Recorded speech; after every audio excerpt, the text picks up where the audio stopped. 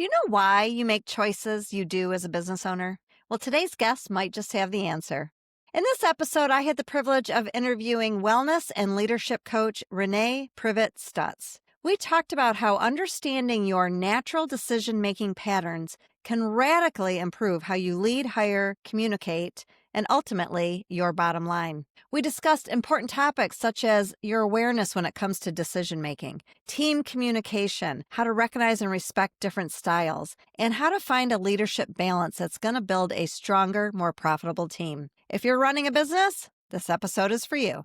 Welcome to Main Street Success Stories. I'm your host, Jennifer Kok, entrepreneur, business coach, and founder of Next Wave Business Coaching. My first business I opened 2 days before giving birth to my second daughter. But then I grew it for 20 years. I grew it from a local bakery into a national brand and eventually sold it for a profit. I know firsthand how tough the odds can be. Only 1 out of 2 small businesses make it to year 5. That's why I'm passionate about helping entrepreneurs change those statistics through coaching, mentoring, and this podcast, where I share real stories of others, their success, their struggle, their mindset shifts, their fears, and lots of wins along the way. Because none of us are alone in this journey of entrepreneurship, and I want to make sure that you have the support you need. My goal is simple: to inspire you, motivate you, and show you there's a path to building a profitable business. So let's dive into the next episode of Main Street Success Stories. Hi, Renee. Welcome to Main Street Success Stories. Hi, Jen. Thanks so much for having me. I'm excited to chat with you today. You and I met at a networking event in Grand Rapids, Michigan, where we both are located. And you just have a unique story. You are what you call a wellness coach, correct? Yes. And I know your main tool of working with clients is the Enneagram. And, it's interesting because I've heard Enneagram and, there's lots of different personality tests and all these different tests that you can take, especially business owners, Clifton Strengths. And we take all these different tests that are supposed to help us communicate better, help us make better decisions. And so take us through, first of all, what were you doing before you decided to be a wellness coach focusing with the tool of Enneagram? Yeah. So my background, my undergraduate and graduate degree are in the health and exercise science space. So I started out in that space and I just got really frustrated with the health and the fitness industry. It's such a fad dominant industry and it just didn't sit well with just, this like deep rooted passion of really helping people change for good and not just like picking a new, fly by night fad to go with. So I got frustrated with that, completely left the health industry. And that's where I kind of pursued entrepreneurship and ended up having a pretty successful career in real estate, but experienced some emotional burnout, physical burnout, and like a diagnosis with anxiety and depression. And through my own therapy and growth work, I discovered the Enneagram and then really kind of had this epiphany of how can I marry the two, my roots in the health and wellness industry, and then this incredible model that not only describes personality, but really charts a path for growth and self-awareness. And once I gave myself the permission to sit and just kind of explore and brainstorm, Forever Green Wellness was formed out of that. I love that. I love how you said gave yourself permission to just sit, dream, visualize it, sketch it out, whatever that looks like. And here we are. So you started your business, Live Forever Green, about a year ago. Yes. And you are working with clients that are small business owners, personal clients, anybody in the realm. And you start with Enneagram. Is that kind of the beginning steps to your coaching practice? Yeah. So it's my starting point as a practitioner. So even if someone says like, I'm not into personality assessments, I'm like, we never have to talk about it again. But for me to serve you, it really accelerates what I'm able to do with clients. So I offer an Enneagram typing interview kind of as an add-on with any of my coaching packages. And then when I'm meeting with clients in like a corporate setting, it's always included and gives me just a base knowledge of where they're coming from. But I have found that most people want to continue with it and with the language because it's just so eye-opening and really accelerates self-development and inner awareness. Well, and that's funny because I think, like you said, we kind of all have this like idea and stereotype about these personality tests and how we're going to use them and what we're going to use them for. And oh, is this just another tool that I'm going to just let collect dust on my shelf? So, first of all, take us through for the listeners that are new to Enneagram. Can you briefly explain what it is, what it's measuring, what's the science behind it? Yeah. So at its core, it is a personality framework that helps you understand yourself and others. But beyond that, the model itself. So the Enneagram symbol has like ancient roots, and the symbol itself is like a circle with 9 numbers on the outside. And the symbol itself shows you your path for inner growth and for self-awareness. So the relationships that your type has with other numbers gives you signs on where to go next, but it also explains the why behind your behavior. So a lot of personality tests, people complain like, oh, it just puts me in a box, or it just gives me an excuse for my behavior. And the Enneagram really shows you the box that you're in and how to get out of it rather than like shoving you in a box. So it's why you do what you do, and then how can you not just react to situations, but respond to them. So it's a very deep model. I tell people you can walk 500 feet with it, or you can walk 100 years with it. Like, it is a dynamic model that you can continue using, throughout your lifetime if you want to, or you can stay with kind of the fluffier personality side of it. So that, there's truly something for everyone with it. It's funny because I've been at, I think, more women oriented type meetings. And if it comes up, people would be like, I'm an Enneagram this, and they rattle off these numbers. And I'm always thinking, okay, I don't know what that means, but okay. So it's built on, is it 4 pillars? Physical, mental, emotional, and spiritual. Is that what it's kind of deep diving into you? So my business with Forever Green, so part of the name Forever Green, FOUR, is these 4 health pillars that are completely separate from the Enneagram model. So the Enneagram model helps people with their physical, mental, emotional, and spiritual health. And that's kind of where I married the 2 concepts of thinking of health beyond just our physical health, and then using this tool for growth and self-awareness to fuel all aspects of our health. Which I love, because as business owners, I always say it's all encompassing. Our spiritual life, our personal development, our family, our business, our physical health, it is all encompassing in order to be a successful business owner for a long term, because we just don't have the support that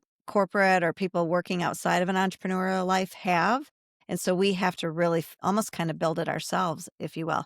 So take me through, if I was to come to you as a small business owner, the first step would be this test. And then what? You're going to give me a number. You're going to say to me, hey, you're an Enneagram 3, 5, 6. And then what do we do with that? Yeah. So then I figure out what your pain point is even before we do the testing, because that can kind of help me chart where you are on the growth path and make, our sessions very practical for you. So we'll bring that into it. But then knowing your type, then we do the first session would just be education around your type. So I'm a type 2, for instance, which is in the heart triad. I'm a very emotional person. So, what it means to be a heart forward person. What are your blind spots of being a heart forward person? 2 on the Enneagram symbol, what relationship does that have with other numbers? And for a 2, our big weakness is we don't have a lot of relationship with the head triad or the intellectual triad of the Enneagram symbol. So that's a huge blind spot for me. So then just kind of walking through the strengths and the weaknesses of your type and what that can reveal to you as a leader, how you communicate with others, how you react under stress. So there's a huge kind of educational component to our early sessions of, what does it mean that this is your type? And then we marry that with the pain points, or what's going on in your life as a business owner, what's going on with your team, challenges that you're having with growing your business or communicating with your team. And then we relate that to your type. And then, like I said, the symbol itself can kind of show us what resources you have to draw on. So your wings are the numbers on either side of you. So as a 2, I have resources of a type 1 and a type 3. And then you have arrow lines. So within the symbol, they have arrows pointing. So as a 2, I have a relationship to the type 8 and the type 4. So that's 4 other types of numbers that I have resources I can draw on to help with my weaknesses as a type 2. So that's interesting. So for instance, you said you're a type 2, which is more heart-centered.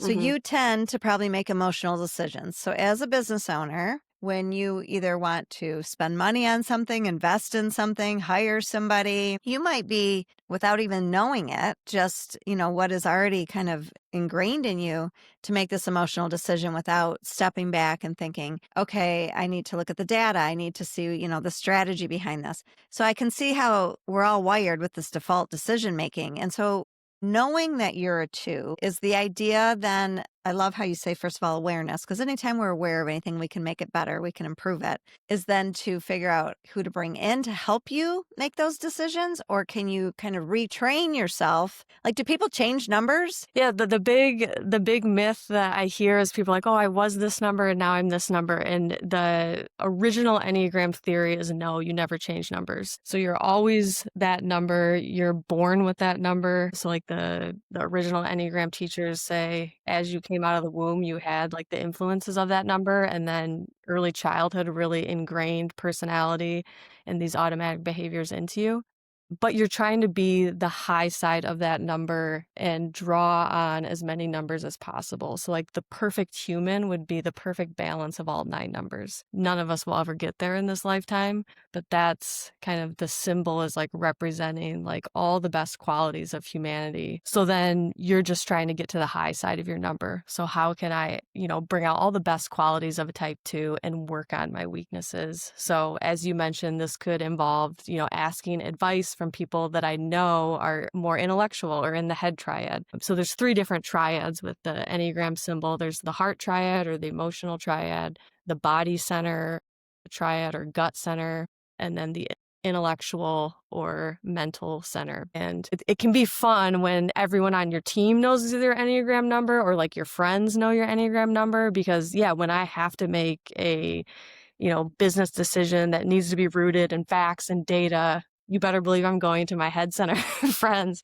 and not trying to make these decisions like from my heart. And it can help clear up like miscommunications within a team. I hear a lot of people that are in the gut or the head center, they think emotional people are weak, or they can be like annoying in meetings. And when you know that that's just the center the person's coming from, it helps you have more empathy as a leader, helps you meet them where they're at, it can help dispel myths that an emotional person is not a strong person. But when both sides of the party are meeting each other with awareness, then that emotional person can understand, okay, am I being a little bit too emotional in this situation? And my leader's meeting me halfway of understanding that this is like where I'm coming from. So that's where like the real magic of the Enneagram happens, is when you can have a whole team using it to communicate with more awareness and lead with more awareness. So for a solo entrepreneur, let's go through a couple different scenarios here. So for a solo entrepreneur who's making all the decisions, knowing their Enneagram would help them,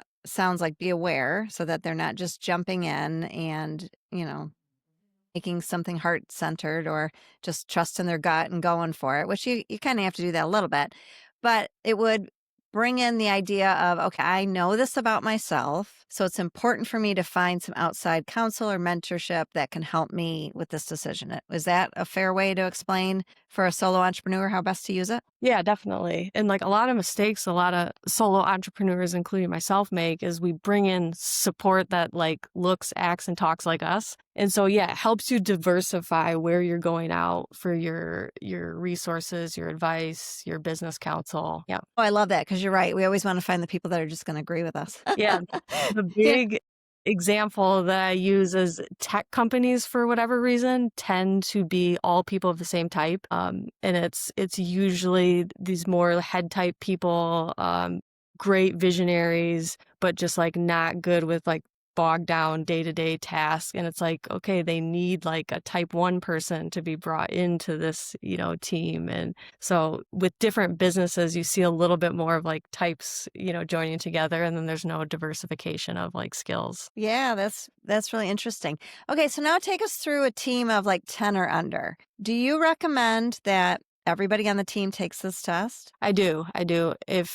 If budgets are tight, I say the leaders for sure need to take it. And it really has to come from the top down, where the leaders are demonstrating this and just demonstrating a slowing down. So we're not always just going with what our like initial reaction is to the situation. So that's where, your personality, causes you to tell yourself a story every time you're like bothered by something or you're stressed by something. And this model just teaches you like, okay, don't fall into that story that your personality is telling you, like slow down, practice some awareness. But when the whole team can do it, that's when I said like both sides are meeting each other with awareness and compassion. And that's where I just see such growth with teams being able to get through conflict resolution and be more efficient with projects and things of that nature. I mean, I can see from a ROI, this really is a huge helpful tool for businesses, not only for employee retention, improved communication, which is going to open up doors to growth. I mean, there is probably so many businesses out there that are just winging it, and the leaders dictating the culture and the style based on their personality without awareness of what's going on in the room. Mm-hmm.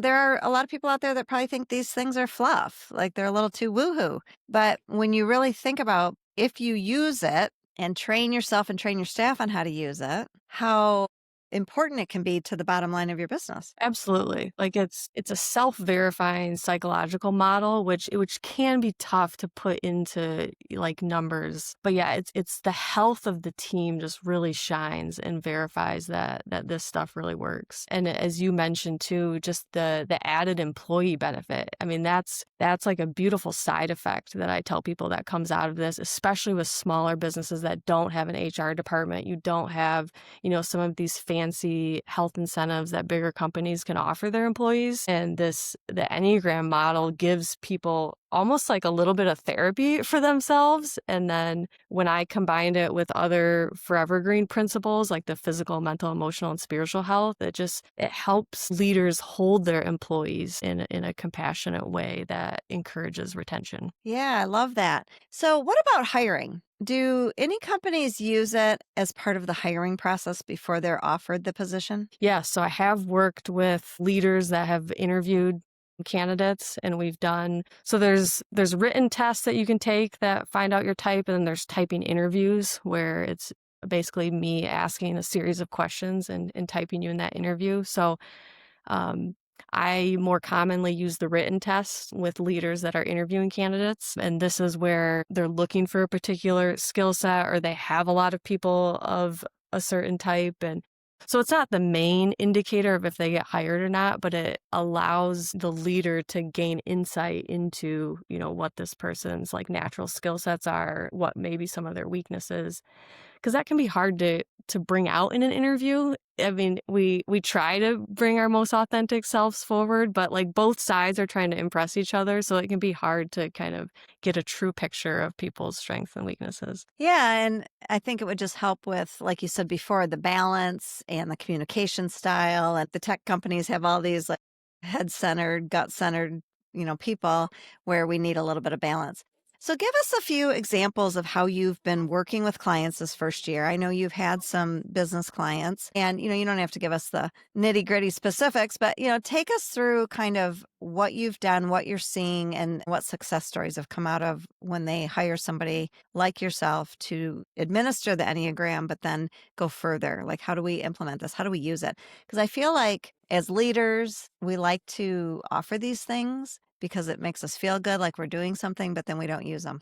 We're just habitual people, right? We go back to our old habits and it's really hard to ingrain it in our day to day. So take us through like an example of how you work with businesses. Yeah. So an example of like a smaller company so the company I'm thinking of, it's a 15-person team, and they were just experiencing a lot of like resentment amongst the pieces of that 15-person team. So they had like kind of 3 different teams and they weren't all divided evenly, but for the sake of this example, we'll just say like 3 groups of 5. And, when one group wasn't getting, some of the, back end stuff finished, there was like a lot of resentment building with like the other group. And then when they tried to bring their concerns together, it's like they were only hearing what they were saying and not what the other person was saying. So there was just like, to the point where the leaders were just like questioning, is this, do I need to like downsize and like get rid of half of these people so that we can like get along? So it was like a gridlock of communication and just not being heard. And then we did a test for everybody. So not just the leader that was doing it, but everyone got tested. And then everybody got like a one-on-one visit with me where they could just kind of like unload where their pain points were, where they were coming from. And then we did quarterly kind of lunch and learn sessions with the group as a whole and just understanding, what triad are we coming from? What are this person's like strengths and weaknesses? What are like the unconscious limiting beliefs that are allowing me to not hear you when you're bringing up, your stuff? And all I can think about is, okay, I had this like domineering father. So when a male's like yelling at me, I'm not hearing, I'm just like thinking I'm being belittled. So it's the Enneagram allows you to kind of bring in all this like unconscious or limiting beliefs and really explore it. It doesn't have to be as deep as therapy, but I say it ends up being therapy for a lot of these companies where we are now talking about your domineering father and not just your personality, but this is giving us the language and the conversation to have this and help you get over that so you can now hear your leader more clearly or hear your colleague more clearly. So yeah, that was like a huge success, and they're still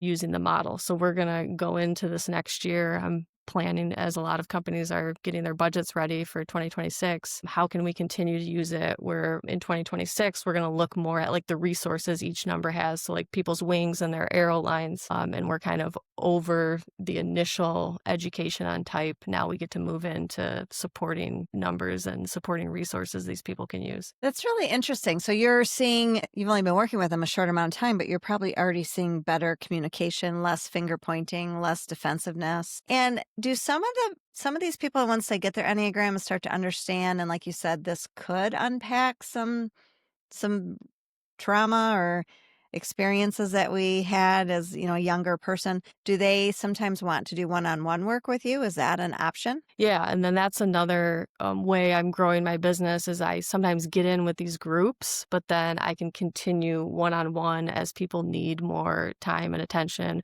and make necessary referrals. I by no means tell people that I'm a replacement for therapy, but it can unlock some things where then I'm making a referral for you to explore something with a therapist. But that's where like the employee retention comes in, is I'm coming in speaking to the group, but then we figure out that there's like a few employees that, would really like to be supported in this way with some one-on-one sessions with me. They don't have an HR department, and the employer is willing to sometimes mitigate some of that cost, or I can do like a special depending on what type of coaching package they need. So there's a lot of options that businesses can take with it. One thing you mentioned was the wings. So, like you're two, which I have no idea what I am, and I'm super interested in taking your typing interview. But the wings, so if you're two, you're surrounding yourself with ones and threes or other numbers. Is that helpful for companies that want to put together a little collaboration, cohorts? Maybe they're working on something like in marketing, something new, launching something, and it's a group effort. I feel like knowing your Enneagram could make that even more successful because you would surround yourself with your wings. Is that how that would work? Yeah. So the wings are the kind of the step one, and then arrow lines are a little bit more difficult. So yeah, initially it would be, okay, yeah, I need to be around like a healthy one and draw out the best qualities in them because those resources are more readily available to me. Same with three. So you can, do when groups are a little bit bigger, the magic really kind of unfolds because then you can start pairing people accordingly. And we've done it in some of the lunch and learns that I've done just with kind of some lighter group exercises, but pairing people strategically based on what they're trying to work on and what their numbers are. Okay, that is really just really, really cool. I feel like anytime I've ever been in that type of setting or when you talk to people in companies like that, they're putting people together based on a hard skill set. This person's really good at the tech. This person's really good at the creative visionary. This person's good at taglines. We're going into skill sets versus how we're wired and our personality. And I could see the power of putting a group together based on this more so than skill set, maybe a combination of both. But having that awareness, I mean, that is just to me like an aha moment, almost like every business out there needs to know this in order to help their teams work better together. It's going to make you more profitable. Exactly. There's just so much intention that you can build in your business and with your team. And that's what like really gets me like fired up, is because the more intentional as business owners that we're pouring into our business and our people, the more successful it's going to be. And like the Enneagram just gives you this key to like opening up this whole other door of ways you can be intentional with your people, your team, and your business. Well, Renee, today was really enlightening for me because I will be completely transparent and honest. When I used to hear Enneagram, I used to think, woohoo, and, it's out there. And I did not see the practical, tactical reason to know it. And now I do. And I think the work that you're doing, not only with individuals, but with small businesses, is so cutting edge and something that everyone really needs to embrace. So you are offering us as listeners a free gift. Will you tell us about the free gift? Yeah. So now until the end of November this year, anyone that mentions this podcast episode, I am giving free typing interviews, because that's truly how you get started on this journey is your type, and the amount of insights and awareness that comes from that, like, will send you out on your journey. So starting with that works well. There's a lot of free testing, kind of cutesy quizzes you can take online, but I think a real official typing interview helps you make sure you're not making any mistypes, and then allows me to give you some education around that type and your path forward. What a generous gift. And I will make sure to put the link in the show notes of how you can reach out to Renee, take advantage of that. And then if anyone would like to learn more, I will put your website in the show notes as well. Is that the best way for them to reach out to you? Yeah, website or Instagram. You can reach out to me on there as well. And my email is on my website. Awesome. Well, thank you, Renee, for sharing this. This was really very interesting to me, and I know interesting to others. So it was really a pleasure having you today. Yeah, thanks for having me on, Jen. I'll be honest, when I first heard about personality typing, especially the Enneagram, I used to think it was a little woo. But after this conversation, I'm convinced every business owner and their team need this kind of self-awareness. It's not fluff. It's a framework. It's a smart business decision. It's going to help you with better communication, smarter decisions, and improve your leadership. When we understand how we're wired, we can lead better. We can get rid of the chaos and lead with clarity. Before we wrap up, if you're a woman entrepreneur who's building a business and a family at the same time, I want you to know you don't have to do it all alone, and you don't have to stay stuck in survival mode. If you want more, if you want to scale your business in the next 90 days, I have developed the 9-pillar framework to build a profitable business. We focus on increasing your confidence, clarity, money, and peace of mind. If you're ready to take the next step, I'd love to invite you into my free webinar, The 3 Keys to a Profitable Business. You can find the link in the show notes below. And don't forget to take advantage of Renee's free typing interviews. You can learn what Enneagram type you are and how you can start to lead better in your team. Thank you so much for tuning in. I really appreciate you listening. And of course, I would love for you to leave a 5-star review and also share this episode with someone you know who could benefit from it. Until next time, keep supporting your local businesses.